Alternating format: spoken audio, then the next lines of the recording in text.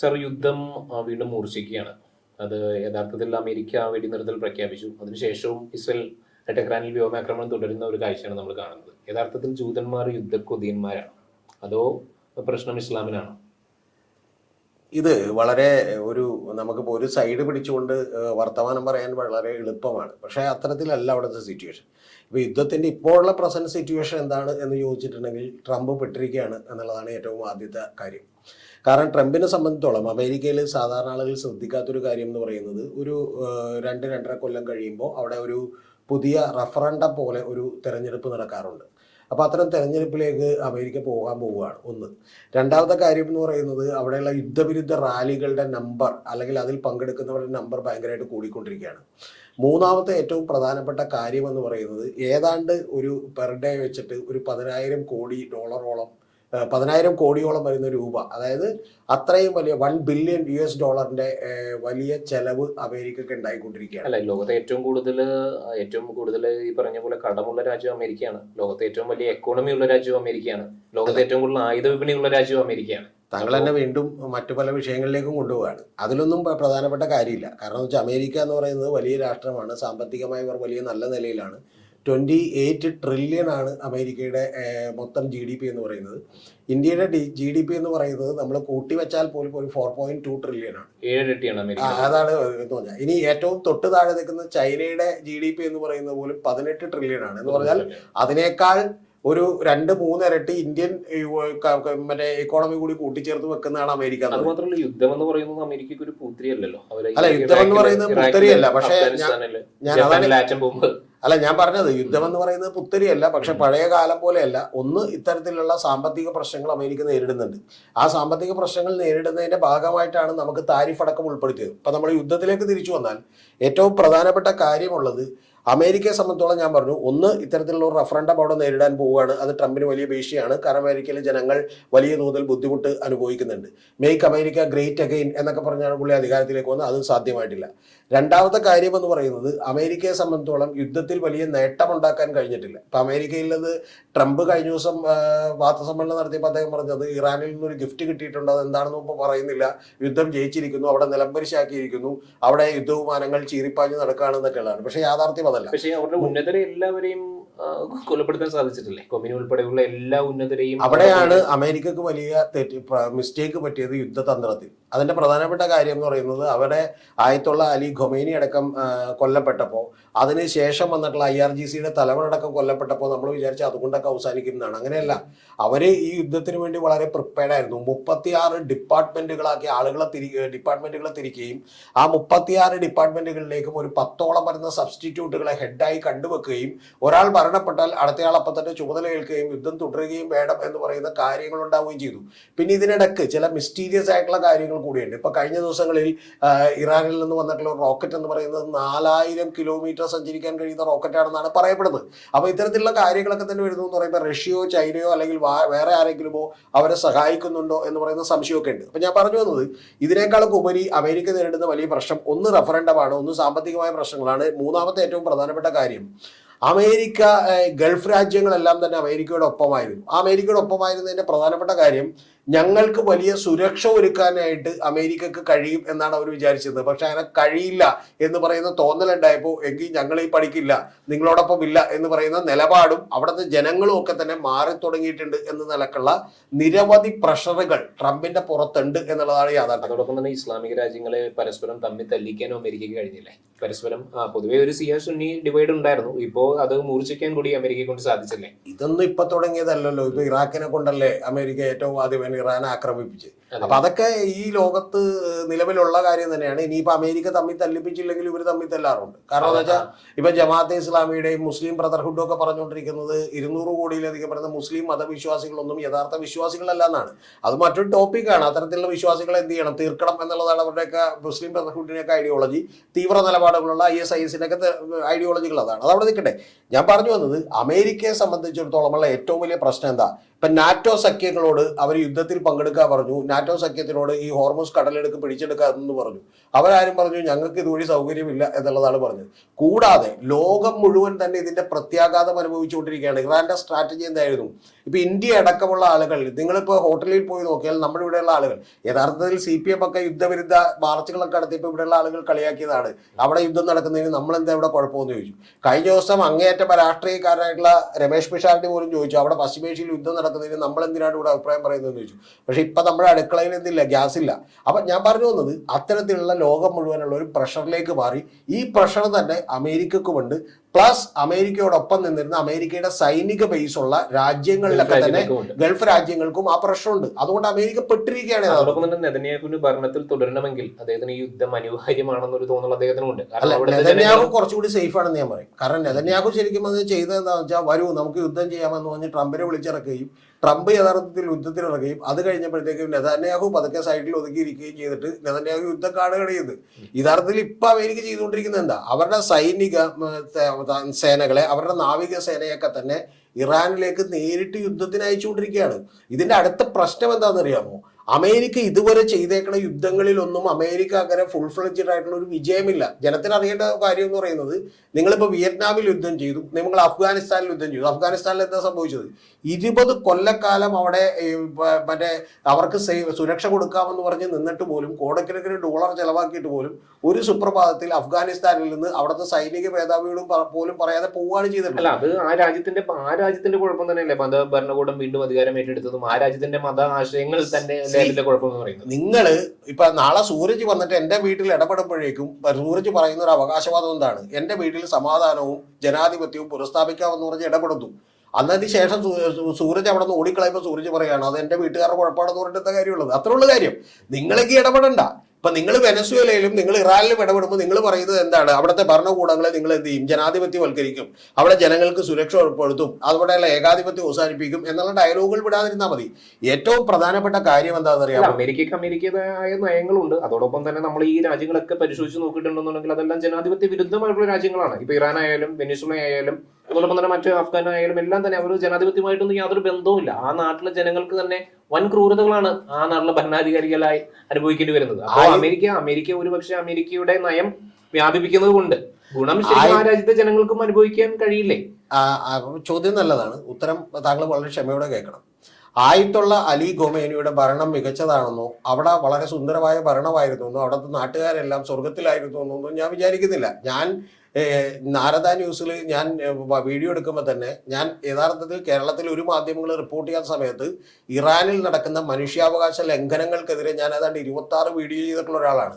മഹ്സ ആമിനി എന്ന് പറയുന്ന ഒരു പെൺകുട്ടി ഹിജാബിടാത്തതിന്റെ പേരിലല്ല, അങ്ങനെ പറയരുത് സൂരജ്, അങ്ങനെ പോലും പറയരുത്. തല മറക്കാത്തതിന്റെ പേരിലുമല്ല.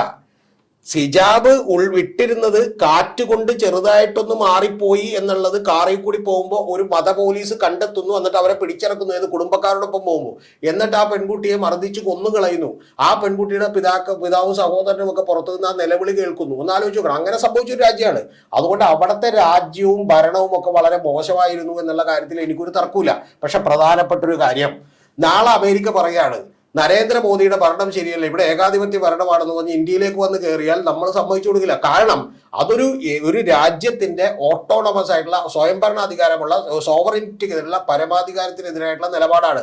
ആ നിലപാട് അമേരിക്ക എടുക്കുമ്പോൾ പ്രധാനപ്പെട്ട ഒരു കാര്യം കൂടിയുണ്ട്. അമേരിക്ക ഒരിക്കലും ആ രാജ്യത്തെ ജനങ്ങളുടെ ഗുണവും ദോഷവും നോക്കിയിട്ടുള്ള നിലപാടെടുക്കുന്നത്. ആ നിലപാടെടുക്കുന്നത് അവിടെ നിന്ന് എന്ത് അടിച്ചു മാറ്റാം എന്നുകൂടി വിചാരിച്ചുകൊണ്ടാണ്. അതിന്റെ പ്രധാനപ്പെട്ട കാര്യം, അവിടെയുള്ള എണ്ണ നിക്ഷേപമാണ്. ലോകത്തിലെ ഏറ്റവും വലിയ 3ാമത്തെ എണ്ണ നിക്ഷേപമുള്ള രാജ്യമാണ് ഇറാൻ.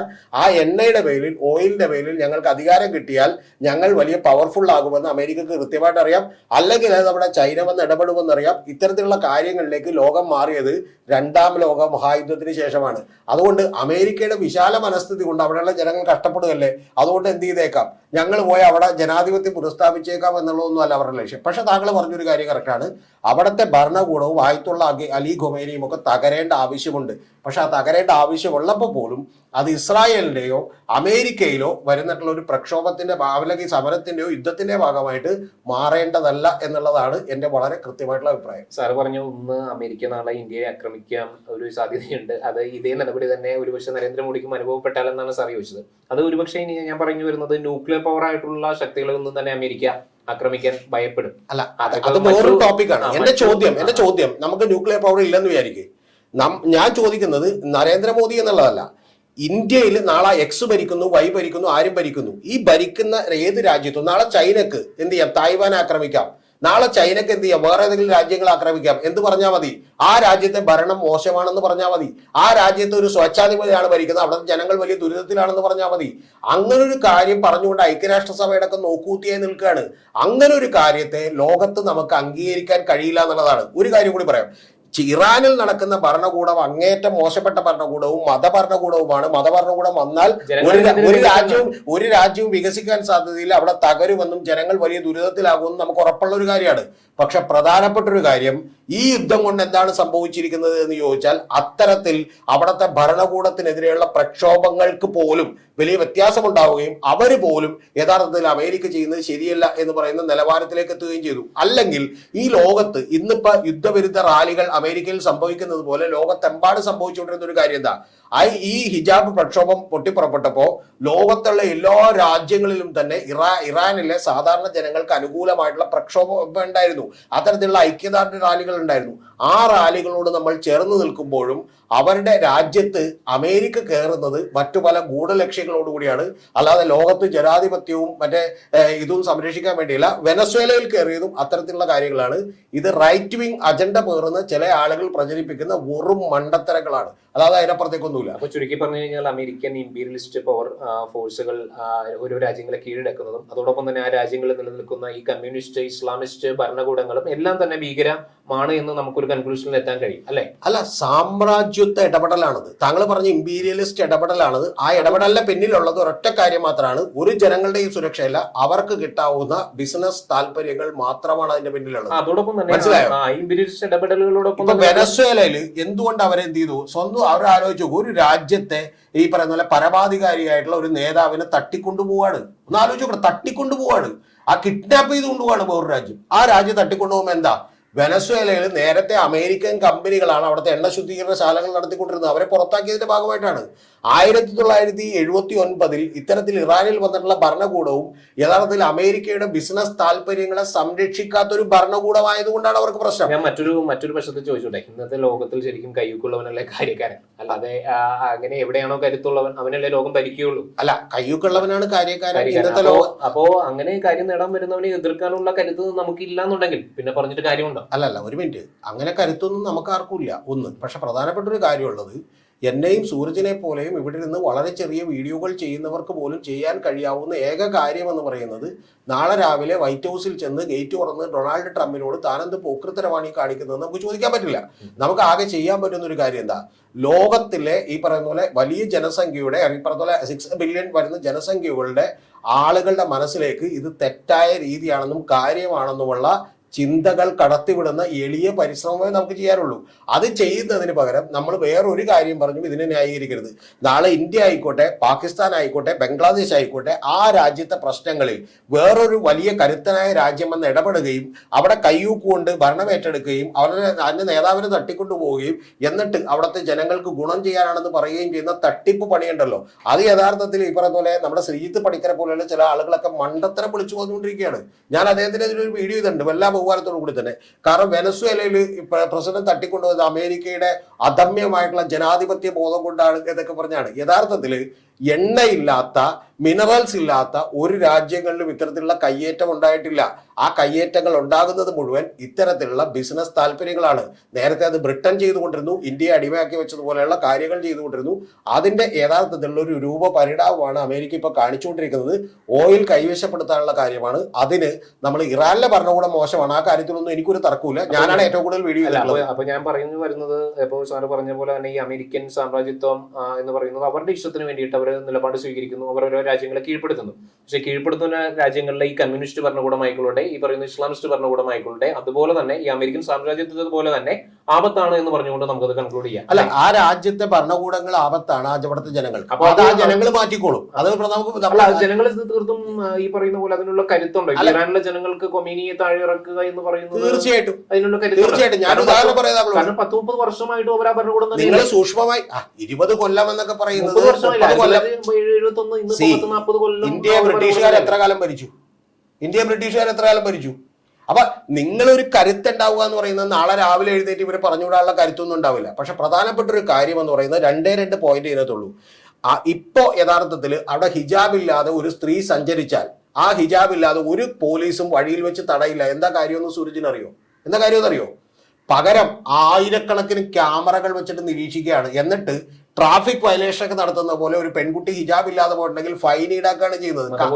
കാരണം പറഞ്ഞു തരുന്നില്ല. അങ്ങനെ ചെയ്യുന്നതിന്റെ കാരണം മത പോലീസിന് വഴിയിൽ നിന്ന് തടയാൻ ധൈര്യമില്ല. കാരണം അങ്ങനെ ധൈര്യം ഉണ്ടെങ്കിൽ വലിയ പ്രക്ഷോഭം ഉണ്ടാവും. അതുകൊണ്ട് ഫൈൻ ഈടാക്കുകയാണ് ചെയ്യുന്നത്. ഒന്ന്. ഇനി രണ്ടാമത്തെ കാര്യം, അത്തരത്തിൽ ഭരണകൂടം പുറകോട്ട് മാറി. ഇനി ഒരു കാര്യം കൂടി പറയാം. അത്തരത്തിൽ സ്ഥാപിച്ച ആയിരക്കണക്കിന് ക്യാമറകൾ ഹാക്ക് ചെയ്തുകൊണ്ടാണ് ഇപ്പൊ ഖൊമേനിയെ എന്ത് ചെയ്തത്, തട്ടിക്കളഞ്ഞത്. അതവിടെ നിൽക്കട്ടെ. നമ്മുടെ പോയിന്റ് രണ്ട് പോയിന്റേ ഉള്ളൂ.